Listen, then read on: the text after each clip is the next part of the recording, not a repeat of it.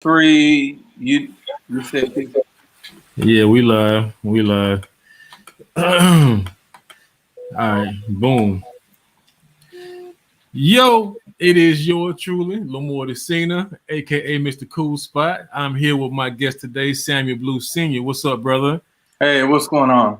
Good, man. Good, good, good. Hold on, let me pull this up here real quick. Let me pull this up. Boom, boom. Cause I was trying to we were trying to go live on Instagram, y'all, and I guess we can't do both at the same time, even with the phone, because we're getting a lot of feedback on one streaming into the other. So let me turn that down.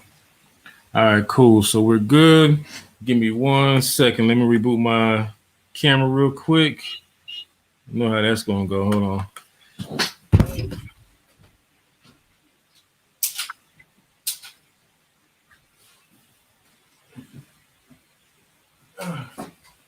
All right.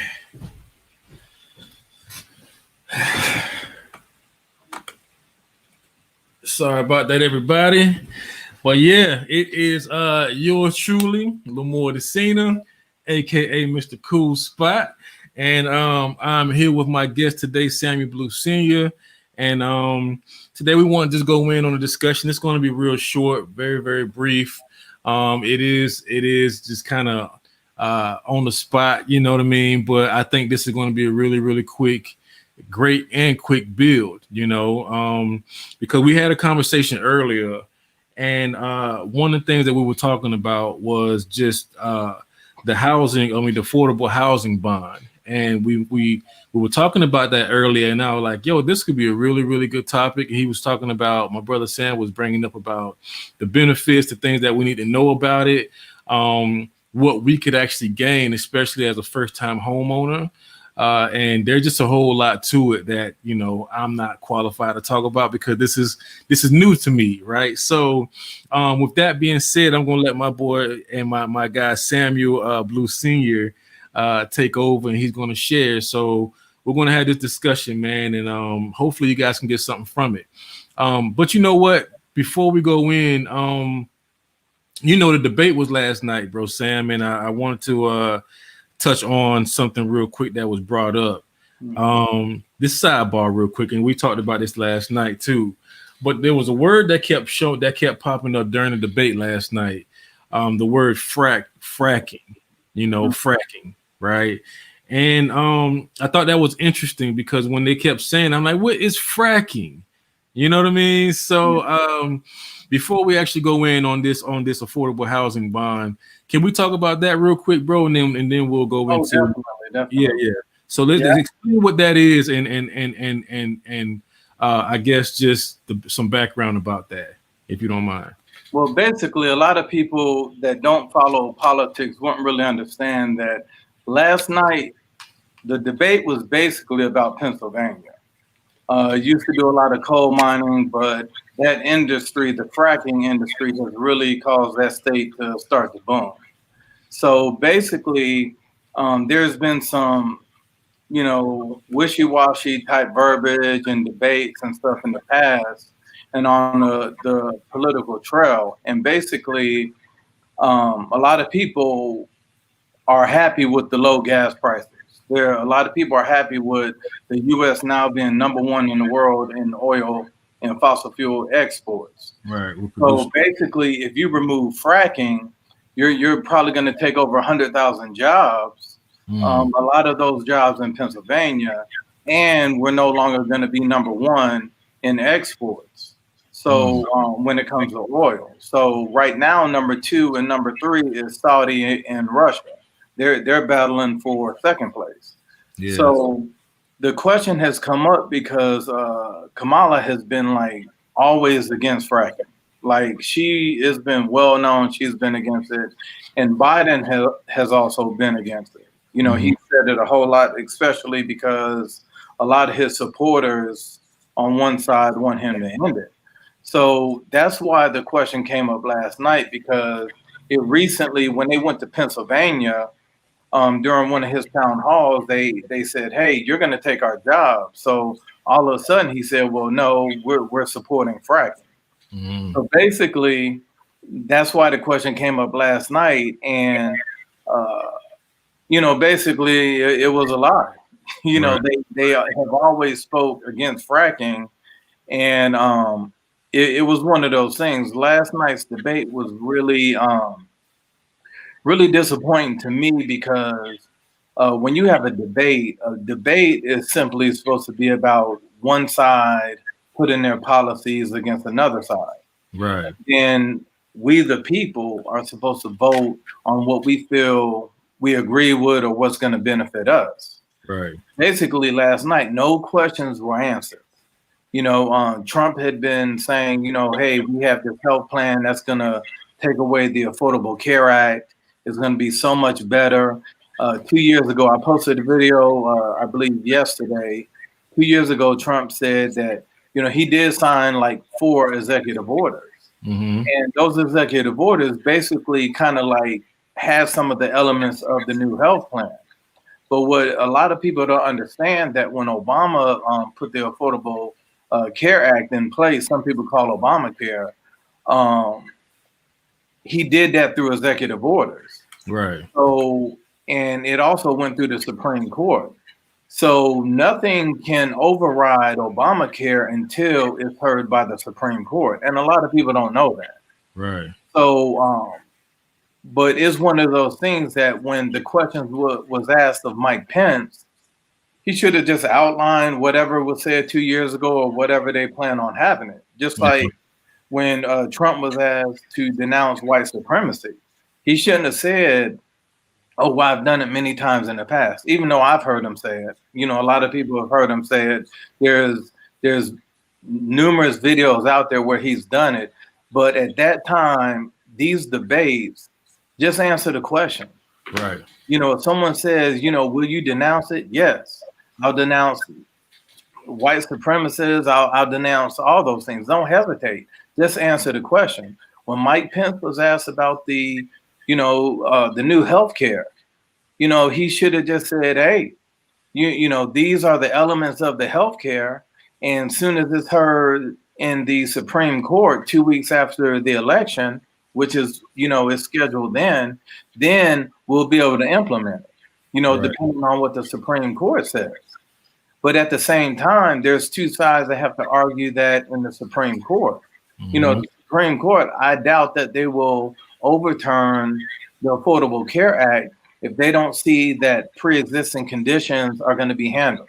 If they Right. don't see certain, like people are arguing about stuff that they have no idea about, they just hear someone else talking about. So basically, in order for the Supreme Court to say, okay, we're going to strike down the Affordable Care, which they approve, it has to be a whole lot more justification to make sure that the Supreme Court sees that the will and the well-being of the American people are met with whatever new plan is in place. Okay. So when they do stand in front of the Supreme Court, they're going to hold the Affordable Care Act here / Obamacare. Then they're going to, whatever this new health care plan is, and they're going to have to weigh it. And then the Supreme Court will make a decision based on that. Okay. So a lot of people are just talking a lot of stuff and they don't even know what they're talking about. Right. Right. They're listening to the barber in the barber shop. Tell the barber, hey, stick to my edge up. Make sure that's straight, and then we can talk after. You talk right. But the fracking part has to do with two things: over 100,000 jobs being lost if fracking is done, and then gas prices going up again. Mm. And the other way where gas prices will affect us if we aren't like the number one exporter is anytime something kicks off overseas, what happened before? Gas prices skyrocket Right. because someone else is controlling our gas, our oil. Well, let me ask you this though, because it sounds like one is for it, which is what we've been doing now, and one is against it. So, like, what would it? I mean, how would it make sense to go from, thriving as a nation with being our own exporter of oil, and like just completely cutting that well off? Like, why would they even cut that stream off? Like, what is that? Well, that's the trade agreements. So basically, when a lot of people heard Trump saying, "Hey, I didn't like these trade agreements, NAFTA, all these trade agreements that we had with China, Russia, Mexico, like all North America," Right. Trump's ideology was that if America is the big dog of the world, we should be beneficiaries of all these trade agreements, Right. Not and we weren't.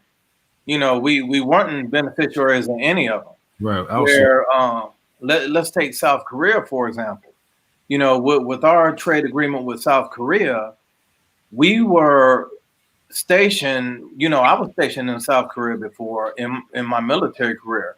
We were over there helping them defend themselves against North Korea, but Mm-hmm. because of the trade agreement that was in place, the U.S. was also paying South Korea like $500 million a year. Mm-hmm. So when Trump redid that agreement, what happened was instead of us paying them 500 million to help defend them, they're now paying us like 475 million to Right. defend them. Right. And that's where you had a lot of people saying, "Oh, Trump's using our military as his own militia and stuff like that." It's Come on, does that make sense? If I hire bodyguards, am I going to want those bodyguards to pay me, or am I paying those bodyguards? The bodyguards. Right.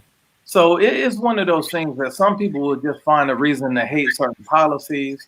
Some people will say, I hate everything he said just because he's who the media has portrayed him to be.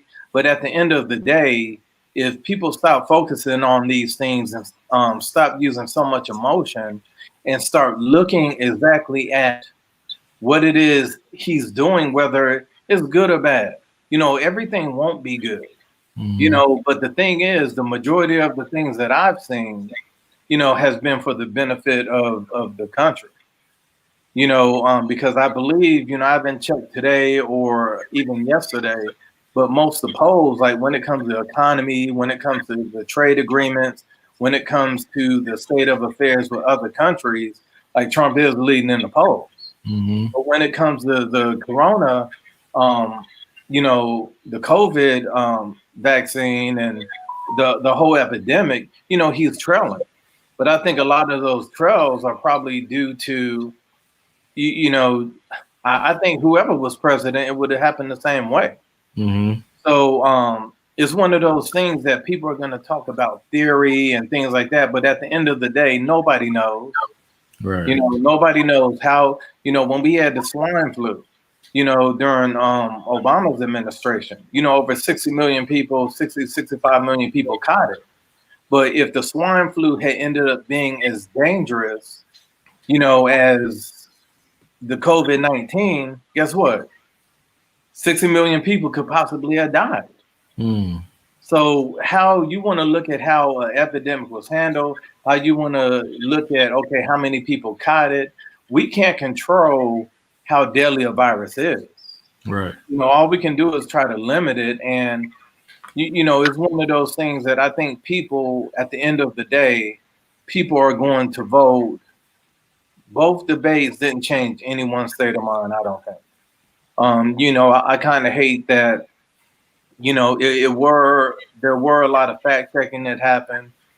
Things that again, Mike Pence, he was sliding on the healthcare, but then like Kamala, you know she was dead silent on the Supreme Court packing and getting rid of the filibuster. Mm-hmm. So those are the things, and I know they don't want to say anything because there are a lot of people that are left that don't want it stacked. So they will definitely lose those votes, and that's why they're so silent. They're adamant about not answering it. Right. But at the end of the day, it's on the moderator too. Right. The moderator's job is to get answers, Right. and that moderator can stop the next person from interrupting or going on. Say, answer the question. Right. But they're letting them go. So I think the moderators are failing us. And also these politicians that are at the debates, they're failing us because none of them are answering questions. Right. That I hear a lot of people saying, "Ooh, Kamala did her thing. Did you see that look on her face? Yeah, that's how a black woman look." Right. talking about stop labeling her an angry black woman, but then all the kudos they're given is mannerisms that black women are supposed to have. Yeah, yeah. I You know, seen two sides of it, and you know, internet's funny because like, I seen two sides of it. I seen the side from a black perspective, like, ooh, that's that look right there. When you know you in trouble in that look, and that came from a black perspective. But then, I heard the white perspective too, which had me lying. I was laughing, man, because I was like, yo, they don't get it. And I seen the white perspective on Instagram where, you know, white people were kind of trying to criticize the look, and they were like, you know, who's she supposed to be, Wanda Sykes? And I thought that was funny. That was just that's some white humor, right? That dry humor. But no, that those are a lot of good points though. There was a lot of good points that you brought up there. And you know, I don't know, I think like again, this is all learning for me, bro. So I'm constantly, you know, I have to ask questions. For some people that are watching, I know definitely from your side, and a lot of people even on my side are very, very well versed into politics and everything, man. And so you know, I like this conversation because again, like we were talking about the affordable housing, right? Let's go back to that real quick. The affordable housing bond, and I know we had a conversation earlier today, and I was like, yo, this could be a really, really good build. And I'm really interested to seeing how we can benefit from this, if there are any benefits to it. I know there's two sides. There's two different options as far as what they're proposing. Is that correct? Yeah. well, So it's not two different options. well, it's two. Okay. So let's talk about that. That's my concern. That's one of my concerns, and that's one of the problems that I have because there aren't two options. Okay. It's basically what they're gonna do and what they're telling people they kind of want to do, Okay. which most likely won't happen. Okay. And that's where we get into gentrification. You know, that side. So, you know, once you fire the starting pistol, you know, we'll get started on that. But Yeah. I just hate my community being taken advantage of. Right. I hate the wordplay that people will play on certain things. You know, and they take advantage. And right now, we're in a time where they're using everyone's emotions. Like one thing I noticed with Biden and with Kamala, what they were doing was anytime they couldn't ask a question, they started zeroing in on emotion. They would look dead at the camera. And, you know, start bringing up something to like make people at home angry. Right. That was how they deflected out of answering the question. You know, so those are the things where, you know, we have to learn. You know, we talked before when we spoke about having it's good. It's okay to have emotion, but we have to have controlled emotion. Right. You know, to be you control it. So right when it's ready to fire off, then you let it go. But we have to have, you know, some reason in it also. Right. Yeah. I agree. We always say facts first, feelings second. You know what I'm saying?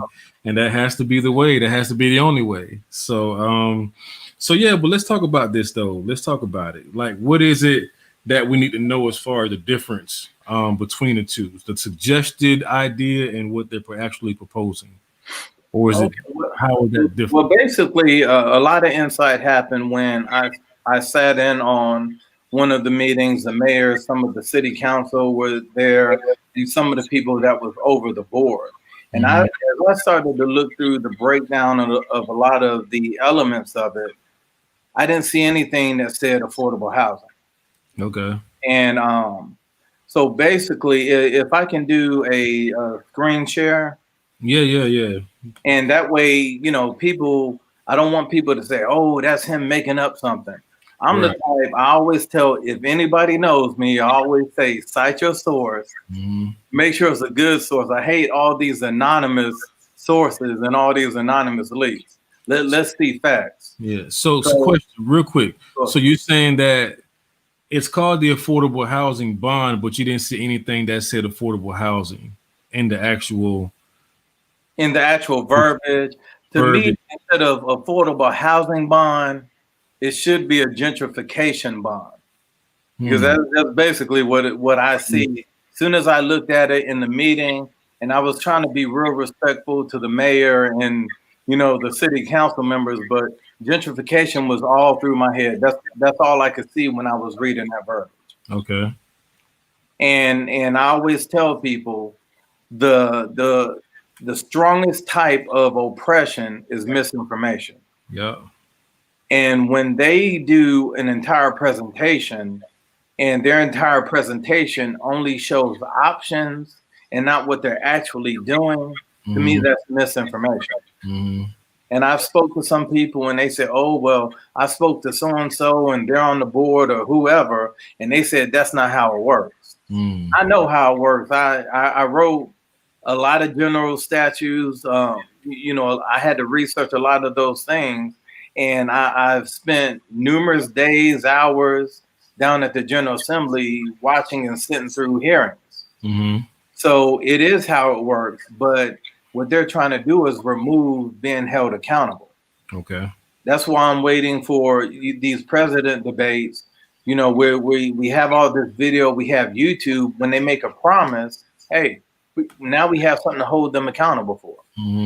So I think here in Raleigh, we need to have something to be able to hold our representatives accountable, and when we hold them accountable, like the way the presentation was done a couple of weeks ago, well, this was beginning of September, I believe. They spent the entire time going through the options, getting everybody, I saw, it's Zoom, you can see all these heads nodding. Oh, people were interested. But I couldn't wait to ask my question. When is this going to be permanent? Or when is this not going to be an option? Right. And, the mayor, of course, she kind of deflected on it, but, I was still going to come back with it later. But that's the main issue that we have. I think we don't require our politicians, especially locally, to be accountable. Okay. So I would love to do this so we can hold them accountable. When we see that sign that they're saying, hey, don't forget to vote for the affordable housing bond, which is, people mortgages are going to go up a couple $100s. Forget the 20 or 30 average they're saying.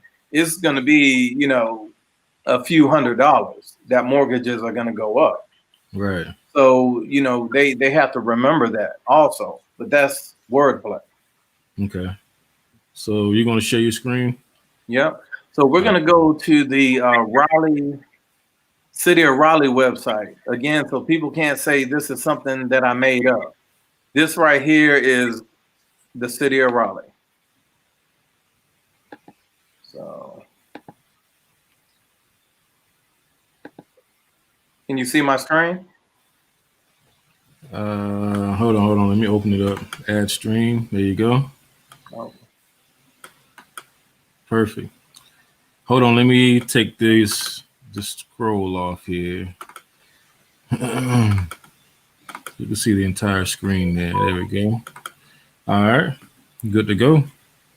Okay, so here we are, the City of Raleigh webpage. And this is the affordable housing bond for 2020. It's going to be on the November 2020 ballot. So basically, as we look at the presentation that anybody can look at, it's basically about 2-3 hours of just killing time. But we go down here to our bond priorities. And the word priorities is exactly what it says, priorities. These are the things that this bond will do when this money comes in. So I click on it. The first thing is provide generally equal geographic distribution with project investments. That's mainly, it is designed, they're strategically putting developments where they're going to capitalize on money that's being made. In layman's terms, it's about money. That's their number one priority. Right. The second one, providing a range of housing types and income levels in coordination with Wake County. So, okay, Wake County has about 1,500 people moving to Wake County a month. And most of these people moving to Wake County, at least, I would say at least 90% make above $80,000 a year. So they're coming with money, pockets are burning. The companies that they work for are paying them all these incentives. Part of their moving fees. They like they don't have to shop for a good deal. Hmm. They're already set up. So when we look at the range of housing types, we can look on in Raleigh, like off Lane Street, off of Bloodworth, New Bern Avenue, past BNB headquarters, Yeah. and you see the different house types that they're talking about. That's exactly what they're talking about. Yeah. Yeah. The house type they're talking about is when you go to North Hills. Because when North Hills was first created, there was a bond. People forgot that. And they had some of the same verbiage. So a Hmm. lot of Raleigh residents we're riding around, we paid with taxes for a lot of North Hills. But Mm. yet we don't get no stock. Right. We're paying for it. Every time you see your water bill, every time you see, I want you to look at all the taxes that are coming out to pay for this stuff that you can't even partake in unless you pay a lot of money. Right. So the third bullet is include new units, rehabilitated units where financially viable. Again, they're gonna buy some of these homes. They're gonna knock them down. Like I said, if you ride around St. Aug, look at Lane Street, look at all Mhm. those streets in that area by St. Aug. That's exactly what they're talking about. And the people that lived in that neighborhood can't afford to buy those houses. Yeah. We've gone from a home that was roughly, $80,000 now to 400 to $800,000. Mm. Who that lived in that neighborhood before can afford to get those homes? Right. Because when you look around Raleigh, all these new developments, who can afford to buy any of those new home developments? Nobody I know that's been here for 20, 30 years. Right. It's all new people. They're rollerblading, they're riding these unicycles. Like, I'm seeing all types of crazy It's, stuff, that it has nothing to do with the residents that have been here 20, 30 years. right. So what the next bullet is seek innovation development partnerships.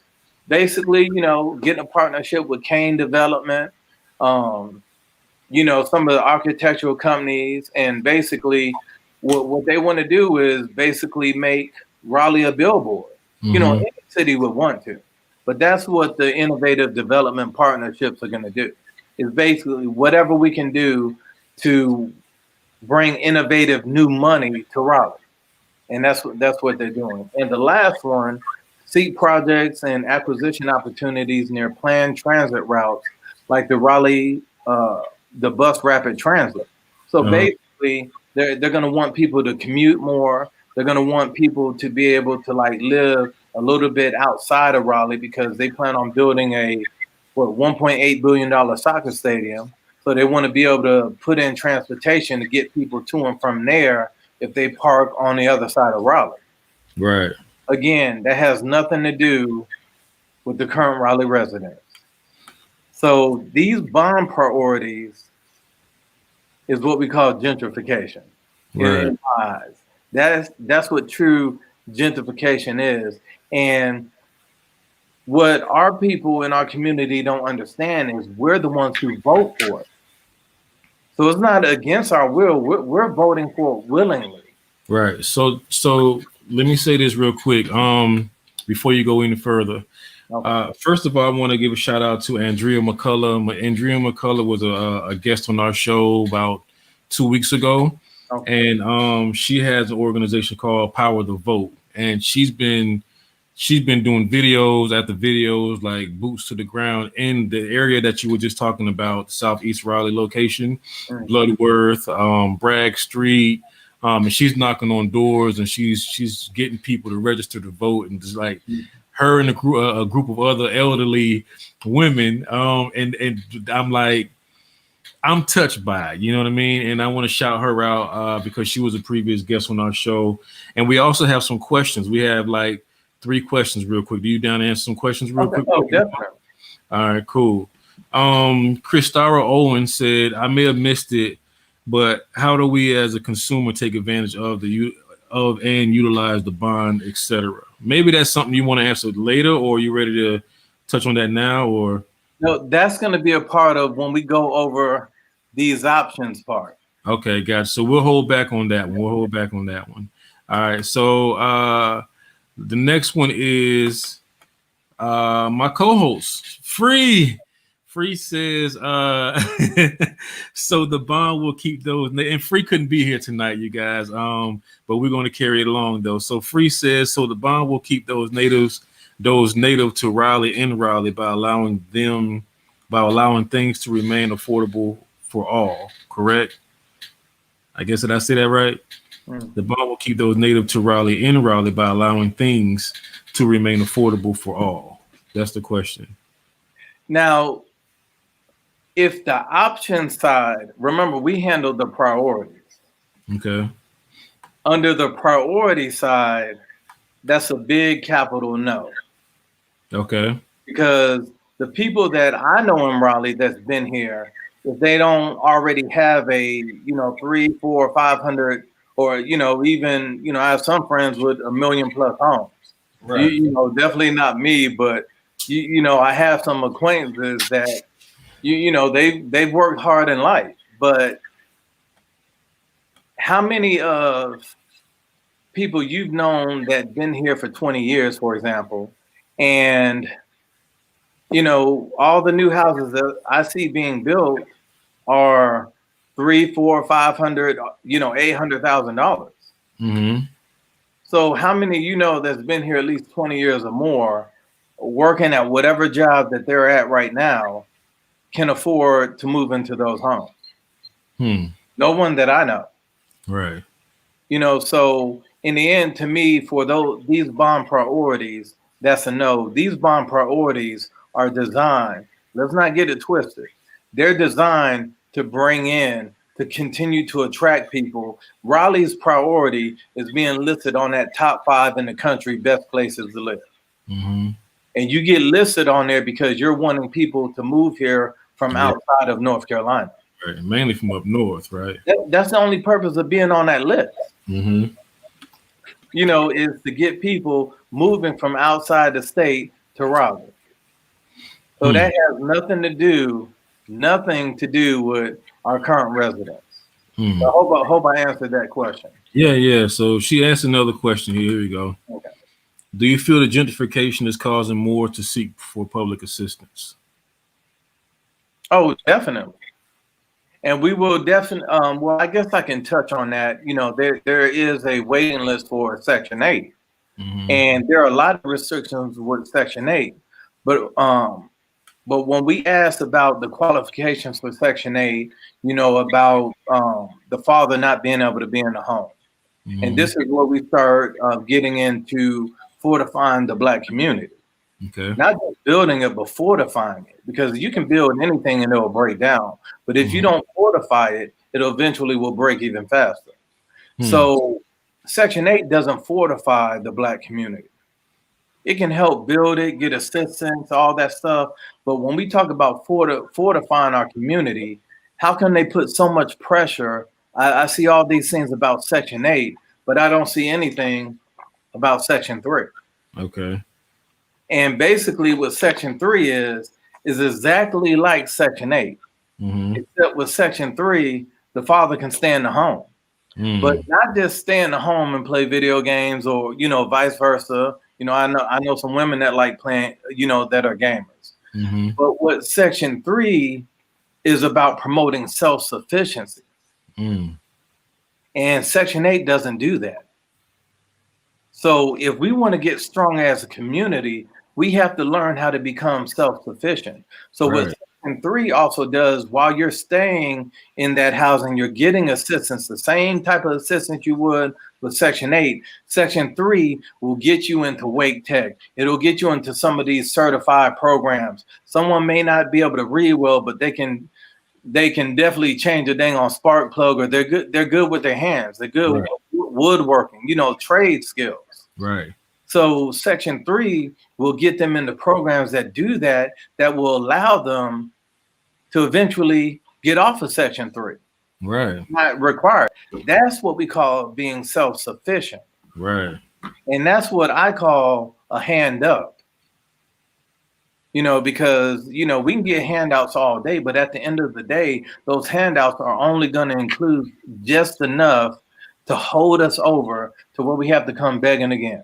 Right. And it's interesting because I'm now learning about that there's a section 3. We spoke about this before, and you were like, yeah, there's a 1, 2, 3, 4, 5, 6, 7, 8. And I was like, I didn't know that. I completely ignorant. Like I've been all my life. And I mean, I guess I've never been the one to be, to advocate, go run and rely on the government. But I mean, I'm understanding now that if there's options out there, it's good to be able to explore. You know what I mean? And that's good though. I didn't know anything about this Section 3 thing though. That's very, very interesting right there. Well, I only brought up Section 3 because Section 3 is almost a mirror of Section 8. Right.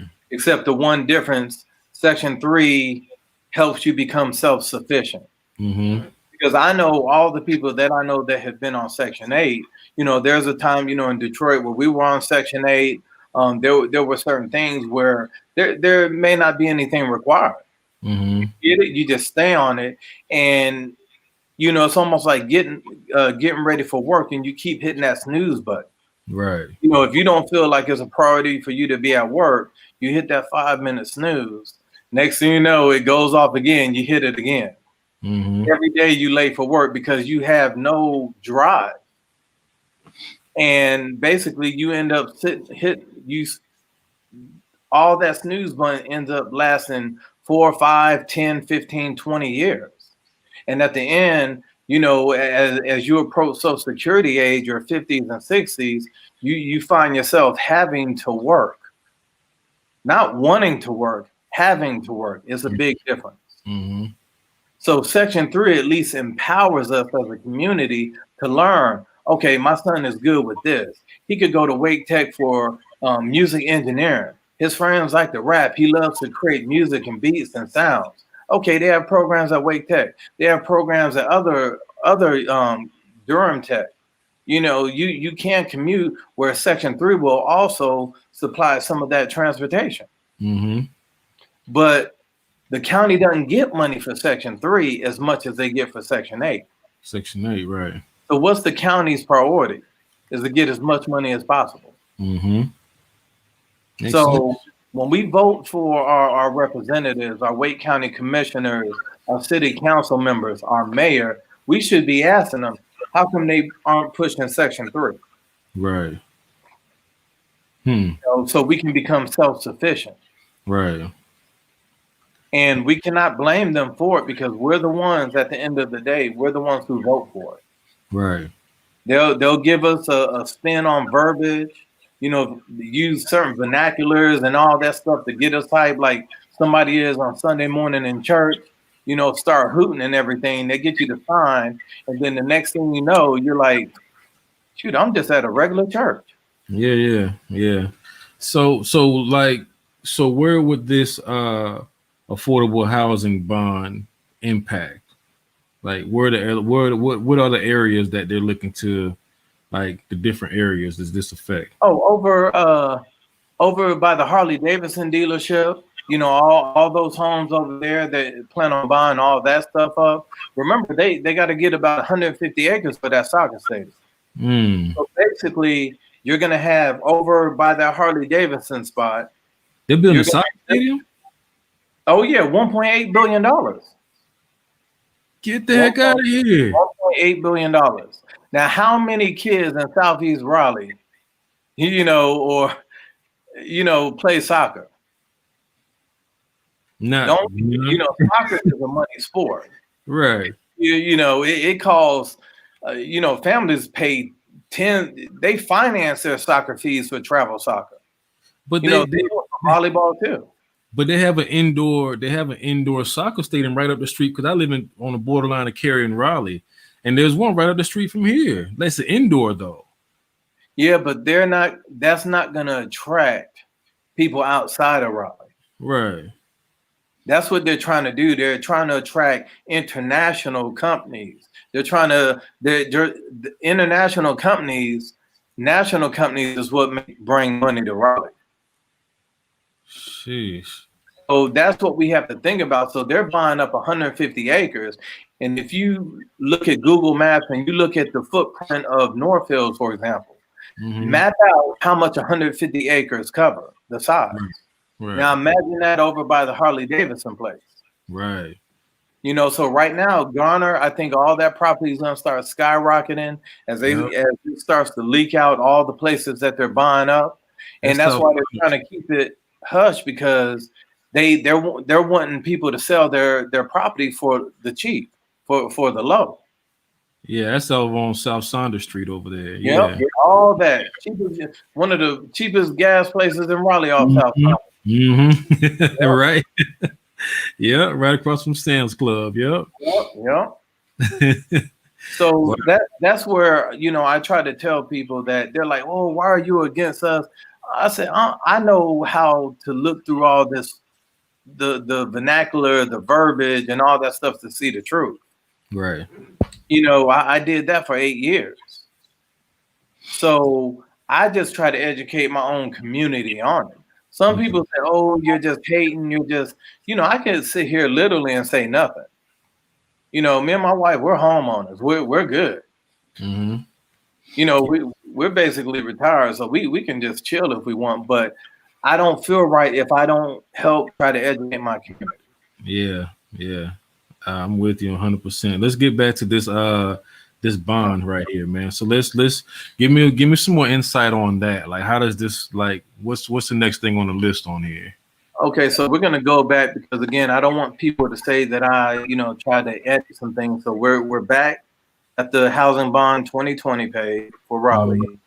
We went through bond priorities. Now we're gonna look at the options. The options, right? Now these options, when I was sitting in that meeting with the mayor, city council, and some other people, and a lot of you know, community members, the entire time this is all they spoke about. They didn't address those priorities. Mm-hmm. And then they didn't even say options. They just said potential, you know, what was the word they used? It was an amazing word that will entice anybody to vote yes for something. Okay. But it was basically these 5 bullets. They used the elements. These 5 elements of the bond. So basically, it's about wordplay. Okay. When you say these are 5 elements of the bond, what you're telling people is these are 5 things that are going to make up this bond. You're not telling them that it's going to be an option or things that you may try to work in. When you use the word element, it's almost like when Joe Biden sat in front of a high school and said he started out at a HBCU. He started out at Delaware State. And, you know, me at school, but I posted that and someone said, well, technically, you know, he didn't say he attended. And I said, come on now, let's be real with our words. If your child starts college at one school and then they transfer to another school, when someone asks you where they go to school, you don't say, well, they attended. You say they started out at, you know, University of Cambridge, and they transferred to University of Greensboro. Okay. You know, you use that word, they started. So you're inciting that you're hoping people don't check into what you actually mean. So they basically said these were the 5 elements. So the first element, transit-oriented acquisition to support affordable housing. Mm-hmm. Basically, they used a bunch of complicated words that a lot of people in our community will not question. What if I tell you what is transit oriented acquisition to support affordable housing? Right, it'd be like what? Really? And that's what I tell people when it comes to trainers, when it comes to anything. You come up to a trainer and say, okay, well, we're going to work on your scalenus ventralis muscles so we can anticipate the cruciate. You know, they use these things to kind of like jar your mind. Yeah. You know, you're not going to ask questions. Oh, they know what they're talking about. Yeah, some schematics. Yeah. So That's the first bullet, which basically means nothing. The second bullet, public-private partnerships. Basically, that's the same thing that, you know, anybody will say, you always try to create partnerships. Like when a school tries to build with the YMCA, and they try to build with the YMCA, they try to do a partnership. When like LeBron James did with his school, the public school up in Akron, the I Promise School, Yeah. it's part of Akron public school system, but he did a partnership program with them. So basically that public-private partnership is kind of like what they're just trying to do, and that's going to help reel in some money. But Right. again, that's just an option. All right. Our third bullet is low income, our third element that will be in the bond is low income housing credit gap financing. Right. Okay, we look at that. When we talk about tax credit gap financing, most of the people in the community may not understand what that means. Mm-hmm. Okay, so that's what we talk about education. And I'm going to zoom through these next three things because that's going to touch on the other point that I don't see anything in the budget happening with this. Okay. All right. So the next one is homeowner rehabilitation. All right. That's basically we've used that for family members. Had ramps built, $5,000, $4,000 ramps built where they didn't have to pay anything out of pocket. Mm-hmm. The home did have to be in their name, but basically they have these programs where they'll redo the ventilation, they'll do rewiring, they'll work on plumbing, they'll put on new roofs, all those things, and a lot of them are sponsored by a lot of they have a lot of carpentry ministries. Mm-hmm. In churches where that's what they do. They love working with their hands, and that's their strength. So that's what they try to spread into the community. And the last element is down payment assistance. Okay, anybody knows that has tried to purchase their first home, 50-50 chance that you're probably not going to qualify. Right. So a down payment isn't even an issue. You have to make sure your credit's good, decent. You have to make sure it's at least 640, 660 plus. Right. You have to make sure like you don't have any NSFs that whole past year. Mm-hmm. You have one NSF, most likely you're going to get denied to get a loan for a home. So I say those three things for the presentation that we saw a couple weeks ago or in September. When they showed the budget, I looked at the budget and I didn't see anything that showed education. So I asked the mayor and the city council, I don't see anything about educating the community on how to use this resource, these resources. At that time, I didn't know it was options. I thought they said it was going to be an actual element of the bond. So I'm like, okay, if it's going to be an element of this bond, then there needs to be something in the budget showing, okay, $16,000 for educating the community, $20,000 for advertising, billboards, all those things. Because the issue with our community is they're not aware of all these resources because of lack of education from our community leaders. So let me cut you off real quick because remember when the big thing was defund the police. Remember that? Mm-hmm. So my thing was because I was going to do a podcast on that, and some of the notes, and we didn't end up doing it, but some of the notes that I could recall that I did look into and I took down was not defunding the police, but reallocating. I felt like that would be the more proper way to approach the issue dealing with the police. And I felt like all of these points, right, these 5 elements that we're talking about now would have been the perfect places where we could actually reallocate police funds to try to help the communities out.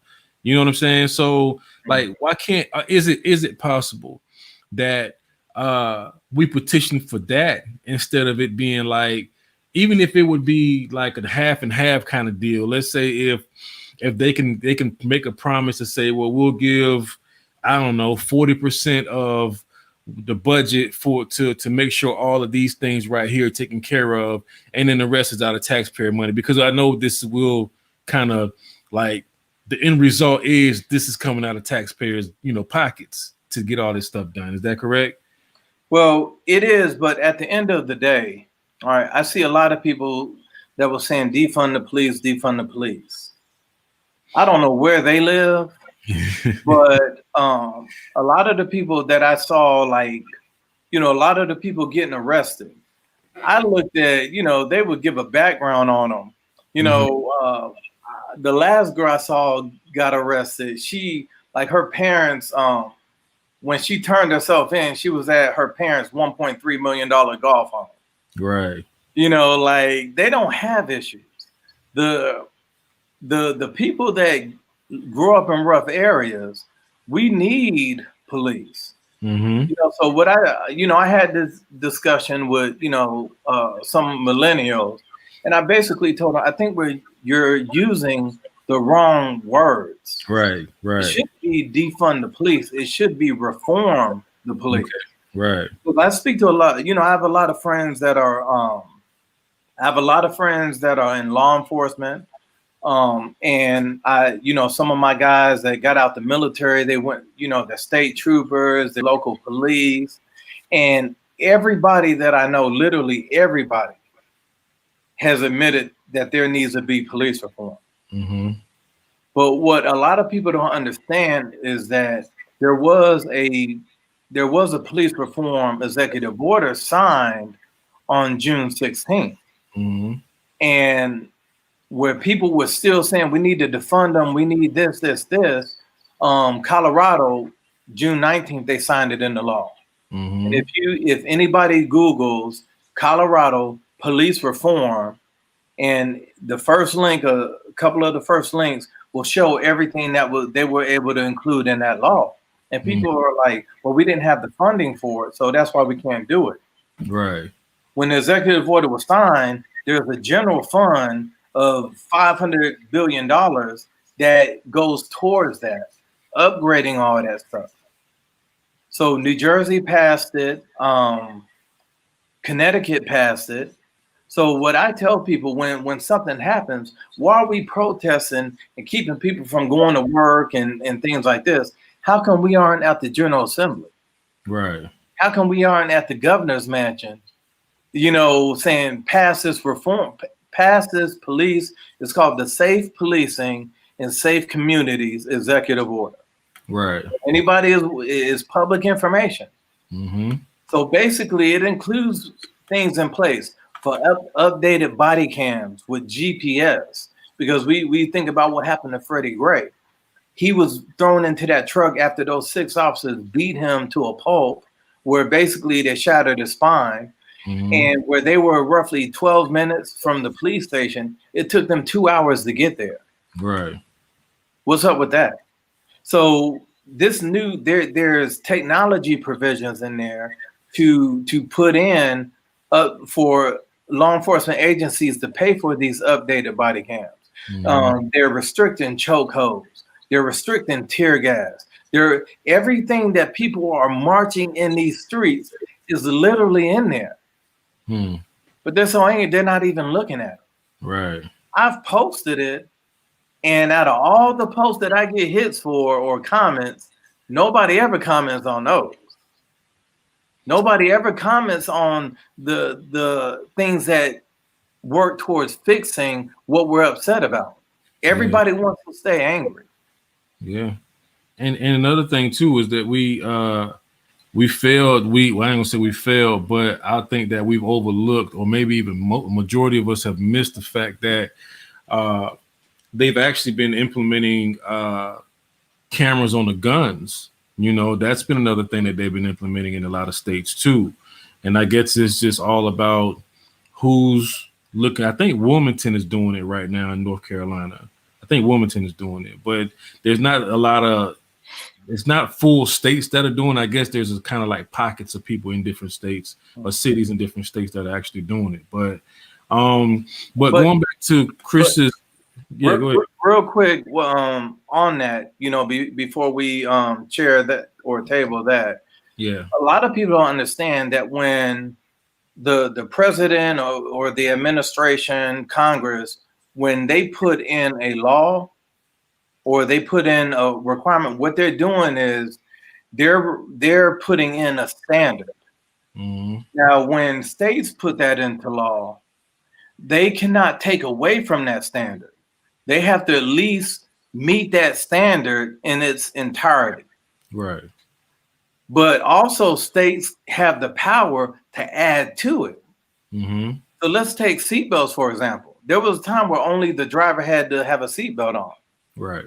Well, the feds was like, Well, I'll use North Carolina, for example, somewhere around 2002, where the front seat driver and passenger had to have a seatbelt on. Federal law, they had a certain amount of time to come into compliance. Mm-hmm. Well, what North Carolina did was they added to that standard and said the people sitting in the back seat have to have seatbelts. And also, if you have a pickup truck, you have to be at least 16 years or over to ride in the back of a pickup truck. Mm. A state can add all the restrictions to a federal law that they can do it. They just have to at least meet that federal guideline, every parameter of it. Right. And that's what people don't understand. That's why when people are protesting and marching, I'm like, you're protesting to the wrong people. Mm. The chief of police has nothing to do with what's going on. Right. It has to be passed at the General Assembly, put in a state law. So if we're going to spend time doing something, let's spend time at the right place. Mm-hmm.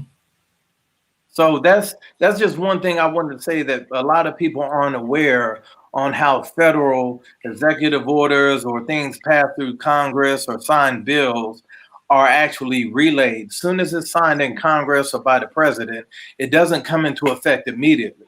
Right. Each state, because it's in the Constitution, every state has to be able to govern themselves. And that's for a reason. So each state has to put that in the general statute. They have to put it in the law, and then they'll start exercising whatever, they have a certain amount of time to put it in the law. Mm. Okay. And if they wait too long after that guideline, then that state loses federal funding.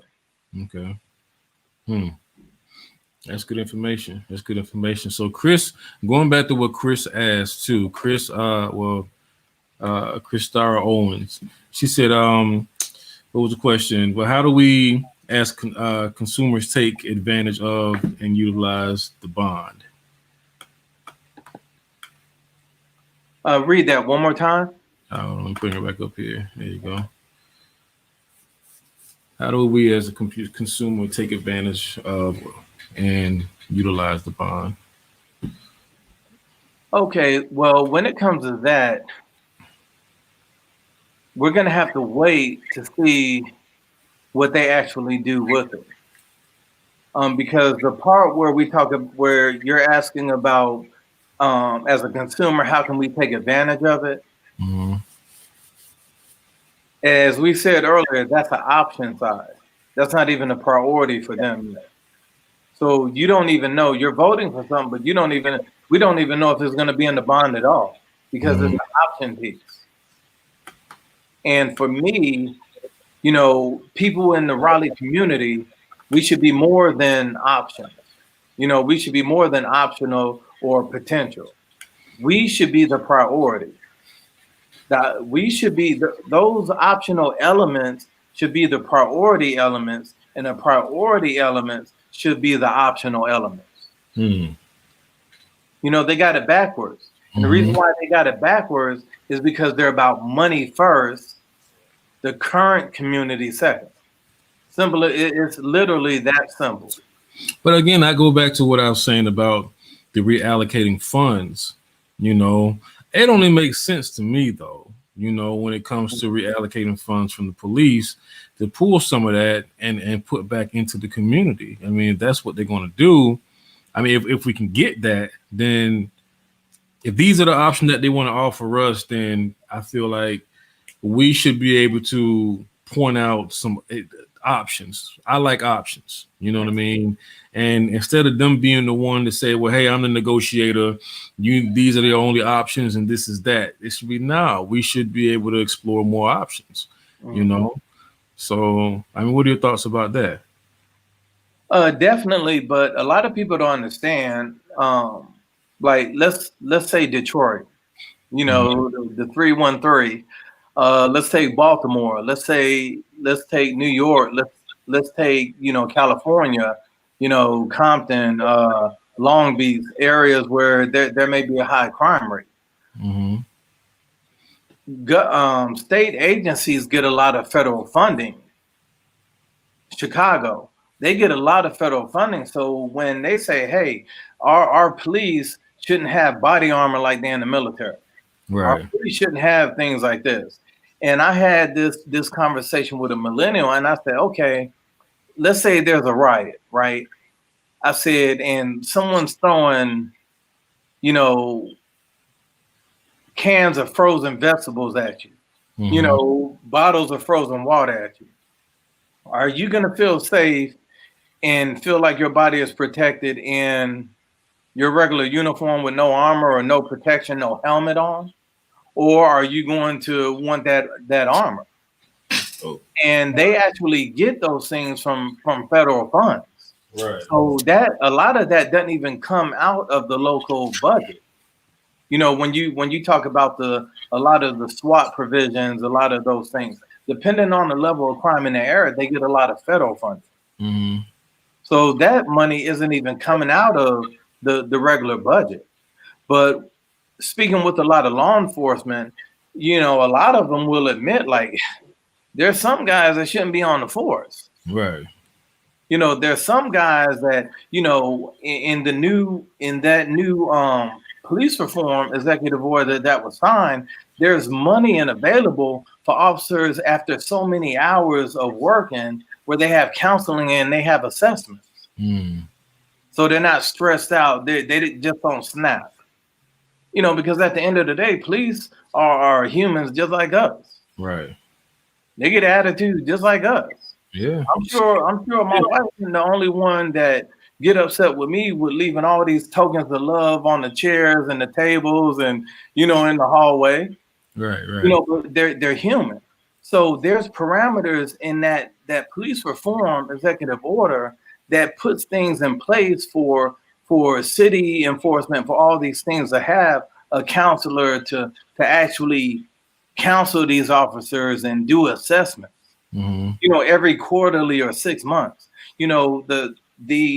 The reform bill may say once a year, but as I said earlier, the state government can require it quarterly.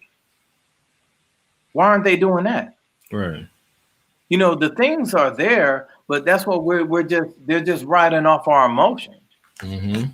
And when you have uncontrolled emotion, you don't get anything done. You're volatile. You're like literally nothing is getting accomplished. Hmm. You look at what happened to the NBA. They just announced yesterday. They Adam Silver said we did what we can. We put Black Lives Matter on the court, and we let the players put they put the names on the back. Well, guess what? All those companies, because it's had the lowest viewer rating in history, those companies are like, nah, we paid you these $1 billion. We need more of an audience. Mm. And they're going right back to the norm, which basically they did a symbol, they gave us they pandered a little bit, but at the end of the day, nothing was fixed. Yeah. Back to business now. Yeah. Yeah. Yeah. So when it comes to the affordable housing bond, until they make these optional elements the priorities and make the priorities, the options, then everybody is basically voting yes for a blank check. Right. And this little $20, $30 that they remember when they sell something, they make it sound better than what reality actually is. Mhm. When we talk about Donald Trump, for example, he's a salesman, just like Jerry Jones, Dallas Cowboys. Jerry Jones make every Dallas Cowboy fan think every year That's their year Super Bowl. He's a salesman. When Donald Trump speaks, what does he always say? You've never seen anything Right. like this ever. There's never been a virus like this ever. There's Mm-hmm. nobody has seen this and this like for Not be like this ever. Yeah, yeah. that's sales. So what they did when they did this bond presentation, they pointed out these optional elements and they sold them like they were actually the priority. And I tell our community, don't get twisted. Raleigh is about bringing money. Mm-hmm. If they were about our current community, because let's take this section 3 right here. This section 3. Mm-hmm. All right. We take this right here.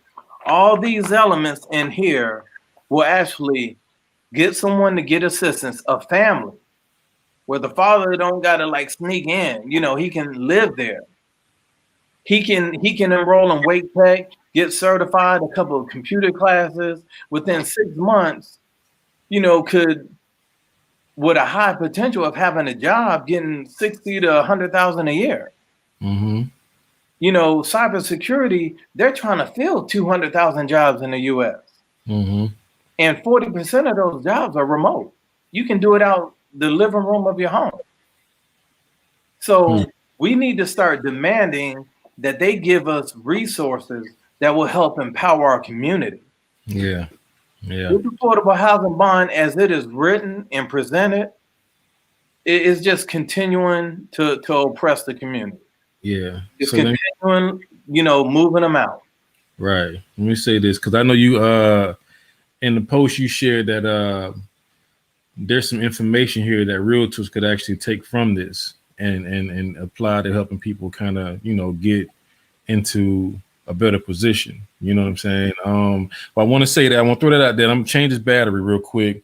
Plus, I don't know, maybe we could try to wrap up around 8:15, 8:20, 8:30 the latest. I'm trying to make it to the gym. But yeah, I'm trying. Not yet.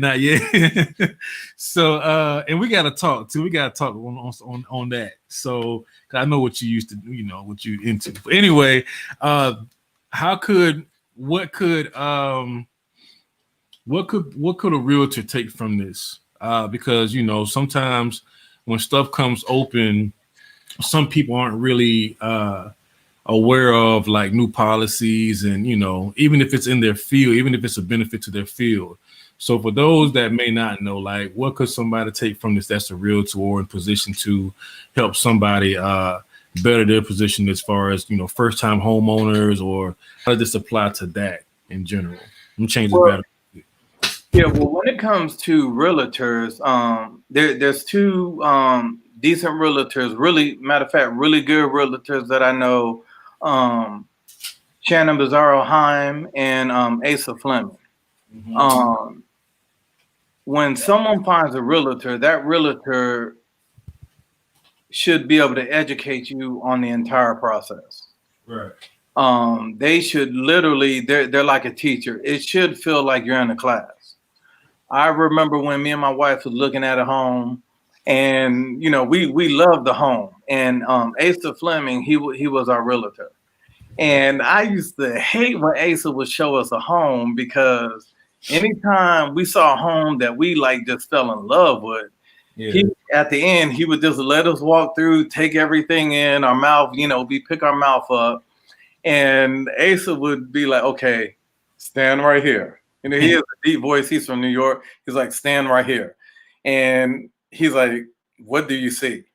And we're like looking around, and we're like, it look good. I see a TV right there mounted. I see a desk over there, an office. He's like, okay, look at the wall. Look at the wall.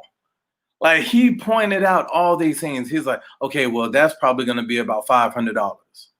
That's going to cost you this. That's going to cost you that. Look at the backyard. Look at all those trees. So you're going to have a realtor is supposed to educate you on the process. And I think Asa and Shannon does great jobs at doing that. I'll give you their information if you don't have it. definitely put down, to put down below the stream. But those are realtors that I feel will educate people on the process. Mm-hmm. They'll prepare them.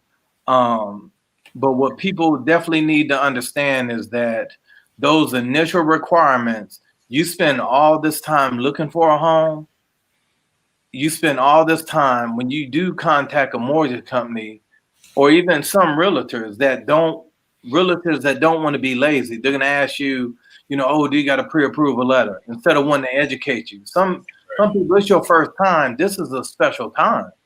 So Shannon, she's out in Holly Springs, I believe.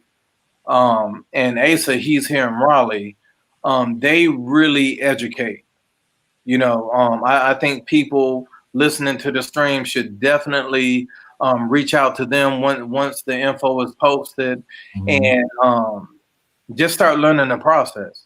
If Yeah. you're 4 years from buying a home, you know, get with a realtor that help teach you the process, so that when you do make that purchase, they're looking at, hey, are you going to want to rent it out later? Are you going to want to turn it into an Airbnb? Mm-hmm. It's just so many options. Um, so that's where the realtors, come into play, as far as just educating, the people listening to the stream. They're going to educate you. And I know Asa knows a lot about, affordable housing, what may not be in place, the things that could potentially be in place. He's in the loop on a lot of things. He was the president of the Raleigh Realtors Association. I think the North Carolina Realtors too. He is the president. Mm-hmm. So he's definitely in the know on some things too. But the most important thing is you want a realtor that's going to take the journey with you. Right. So that's when realtors, kind of come into play, because realtors not really focus on like Section 3 or Section 8. They're, because those are mostly like, housing vouchers and certain things. But when someone is ready to actually pull the trigger, um, a realtor is going to be able to do some research to show you exactly all the options and tools that are in place for you to use. Right. Okay. No, that's good. That's good. I guess if you have anything else you want to add, or see, maybe some people may want to ask some questions, or Well, always open to questions, but people, I just want people to, especially in our community, to wake up. right, right, Everything isn't going to sound as good as it is. Everything, it's about selling stuff. It mhm, is There's going to be, if something sounds so good, the next question out your mouth should be like, okay, so what's bad about it? right, I remember when me and my son started his college recruitment, we would go to schools like a day before, and we would walk around the campus. And I remember we went to Furman's campus, and we walked around the student center, and we saw some athletes the night before. And I said, "Hey, ask them some questions." He's like, "What do I ask them?" I said, "Ask right, them how they like the school. What made them decide to go to Furman?" Ask them those questions, because they're going to be truthful, because they don't know who you are. mm-hmm, So they're going to be most likely be truthful. One of the kids was like, "Hey, Furman was a great education. I turned down a college scholarship, University of Florida, just because of the degree. I'm taking over my father's company." right, Everybody has their reasons, but I tell people, educate yourself, learn all the bad stuff. That's why I tell people, when you create a business, you create your logo. Ask people that don't know you, show them the logo, and ask them what comes to mind. Because right, your friends and family, they're gonna be. You ask your mom and your grandmama, mm-hmm. "Mama, how you feel about this?" "Oh, baby, that's amazing. I ain't Everything, never seen nothing like that. Wait till I tell Pastor." right, They're not going to be honest with you. They just going to be supportive. But you got to get out there, and you got to ask people the questions that you want the bad comments, so you know what to fix. mm-hmm, mm-hmm, You want to be transparent. So when it comes to this housing bond, everything that they said was perfect. hmm. And when it's perfect, we just went over why it's wrong, why it's actually not perfect. Right. So hopefully, people will start doing more research, stop just taking, even the information we spoke to. That's why I made sure, I posted the Raleigh, City of Raleigh page so they can actually go there and see for themselves. Yeah, and you did screen share too. You They know. they can actually speak to the mayor when they see the mayor out on the street. I encourage everybody to ask them, you know, how is the housing bond going to benefit me? Mm-hmm. If a mayor blow you off, guess what? They don't care. People make time for what's important in their life. Life is like a call ID. Somebody call you, you pick up the phone for whatever that priority is. Yeah. A politician, if they blow you off, guess what? You ain't a priority. Simple as that. So you want people, if I'm voting for someone, you're gonna tell me what I want to know if you're gonna get my vote. Right. So I just want everybody, watching to remember that. Definitely, always feel free to ask questions, because the greatest empowerment, is knowledge. Yeah. So and correct knowledge. Yeah. So if anybody has any questions, definitely share your questions in the comment section. And if you guys are following the live stream, I'm blowing it up with hearts and cares and thumbs up right now. Like, subscribe, and definitely share, man. Leave comments. Like, this is fully interactive. You guys already know the Kool Spot, the place where creative millennials meet. Again, like, we are, for me as a millennial, my brother, he's not a millennial, but me as a millennial. Look, I'm copper. I'm like, so okay. so me as a millennial, like, what my elders' work was to me when it came to information, I am now that to the next generation. So that's what the Kool Spot is about. That's why I appreciate like everybody that comes on. Everybody that comes on has a wealth of information. Samuel Blue, you're a regular. You're considered a regular now. We're definitely going to have you back. I mean, because we're in the political season, so it's just that time. Like, and this is open. This isn't a one-sided buddy thing. Like, listen, the Kool Spot is open for anybody that has something that they want to share that's relevant. You know what I mean? Because, we don't want to just get up here and talk about a bunch of nothing, but we want to make sure everything that we discuss is relevant to the time. And as long as everything is valid, I typically talk to my guests before we even go live, a few days out before. We have our one-on-ones over the phone, or if we can meet up or however. And we just discuss all kinds of different things, man. So this is my learning process and me becoming a better me. Because everybody that I connect with, we actually connect, and everybody's been beneficial to my life, and prayerfully, I am that also to theirs. You know what I'm saying? And but yeah, this is the Kool Spot, man. I just want to thank everybody for tuning in, hanging in there with us. We were trying to do an Instagram live, and that's why it was a little shaky at first when we started off. We were getting a lot of feedback into the microphones on the Instagram side because we had two different screens going. So I have to run off my laptop and I have my phone. I have a second phone, but it just didn't work out. So maybe next time. Yeah, I know, right? We got a lot going on over here. So, but maybe next time, maybe we can kind of get a little, probably a day ahead of time, maybe a few hours ahead of time, try to figure that out. And I think this happened when we did the discussion panel. Remember that? When all the phones were close together, the devices were too close together, and we were getting that feedback. Yeah. I think that's probably what it is. It's probably what it is. But we'll figure it out. And I may have to move my phone somewhere, move the laptop. I don't know. We'll figure it out.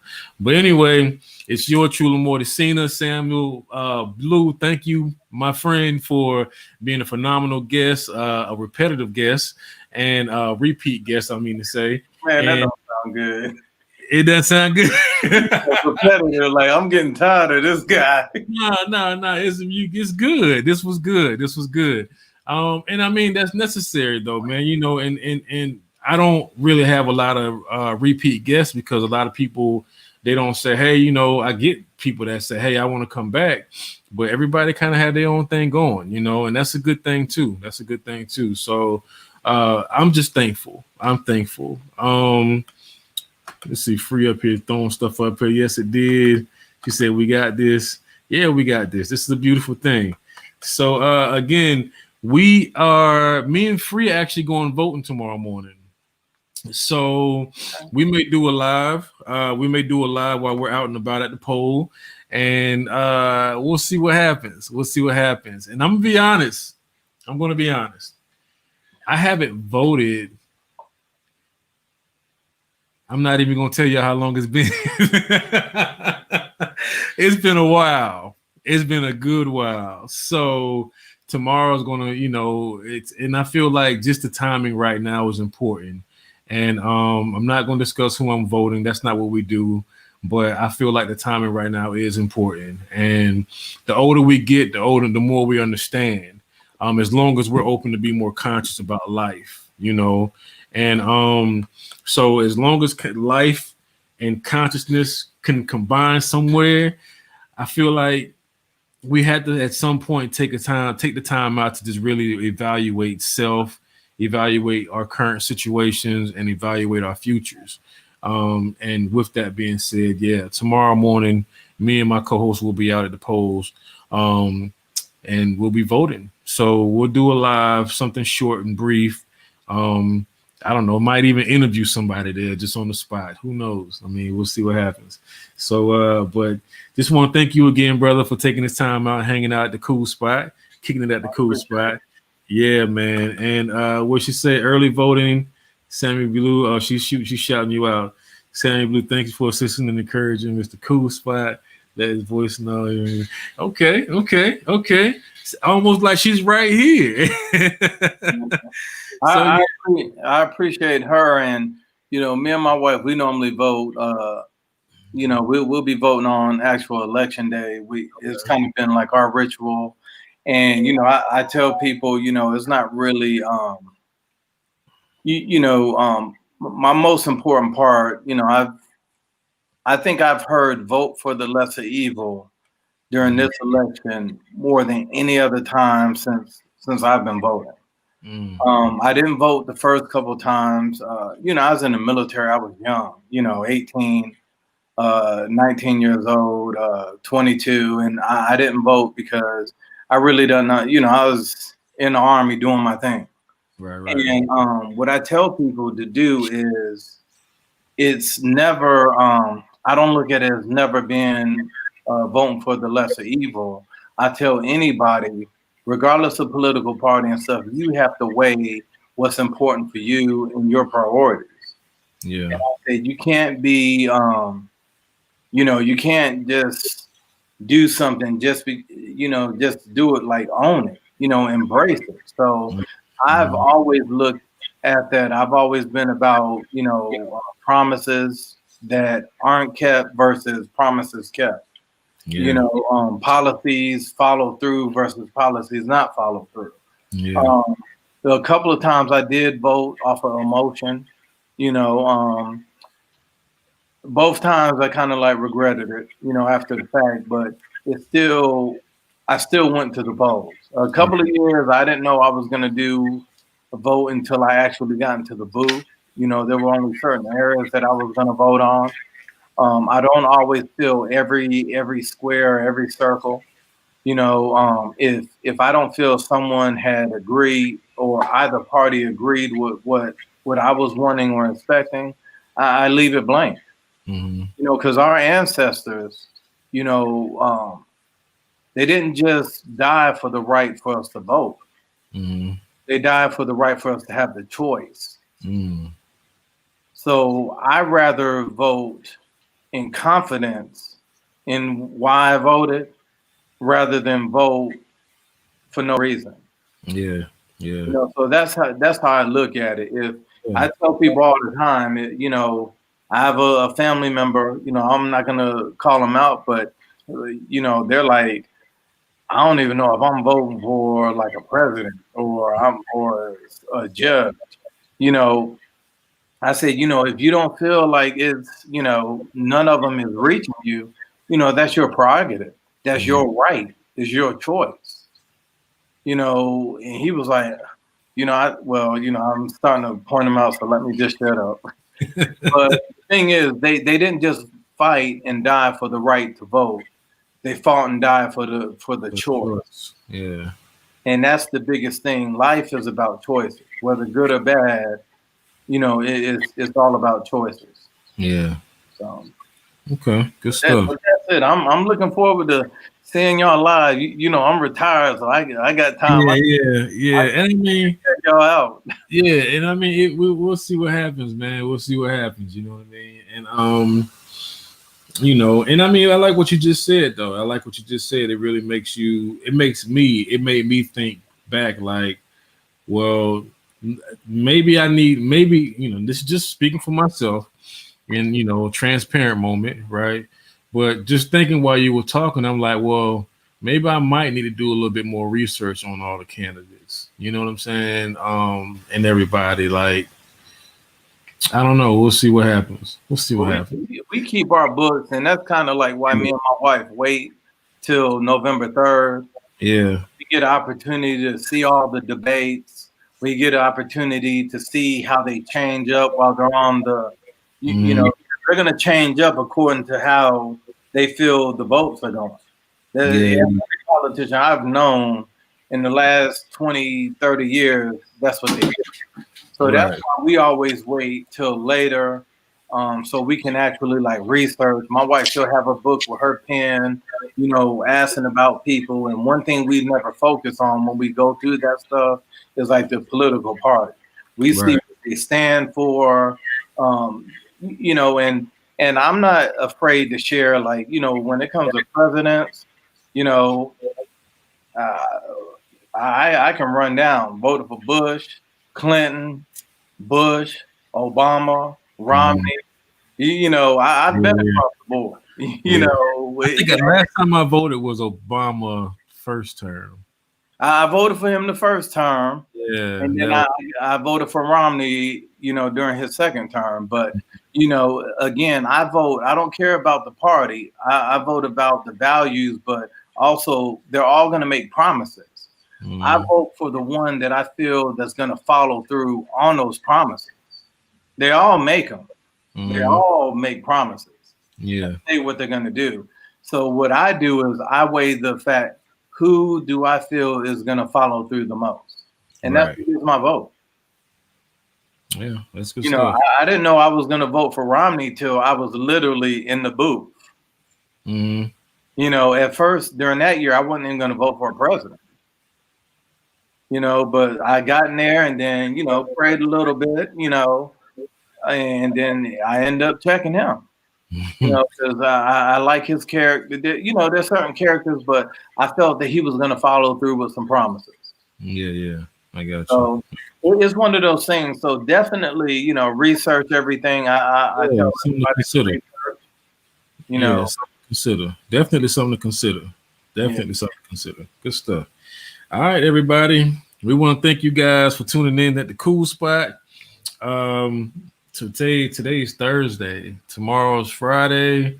And it's my daughter's birthday tomorrow. She called at the beginning of the show. So a shout out to my daughter Leanne. She's turning 19 tomorrow, man. So Oh yeah, I'm getting old, man. I'm getting man, old. Man, it's crazy. She turned 19. So I always mess with her. Say, I remember I could just hold you in my hand, just one hand. And now she's 19 doing her own thing. So super proud of her though. But shout outs to her. Gotta call her back after this live and everything. But yeah, man, I'm gonna hit this gym, trying to get my health down, health together. 15-pound loss journey for this month. Doctor's orders. Well, it's his challenge. So I said, I'll take you up on that. I think I can do it. So yeah, it's a journey. I'm journeying. but it's a goal, and hey, do everything you can to meet that goal. Yeah, yeah, Once yeah, you do that, what you are going to do, you set another one. yeah. After I that, yeah. just I don't know. I don't want you to be walking around here next time I see you, and all I smell is baby oil and stuff. Your neck all oiled up. You know what I'm saying? But like, man, he glossy. But, yeah.